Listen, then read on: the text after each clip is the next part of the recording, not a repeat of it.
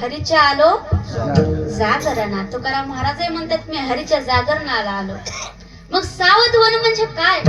तर सावध होणं म्हणजे विषयातून बाहेर येणं, मोहातून बाहेर येणं, मायेतून बाहेर येणं. एकच विषय तो म्हणजे देव, दुसरा विषयच नाही.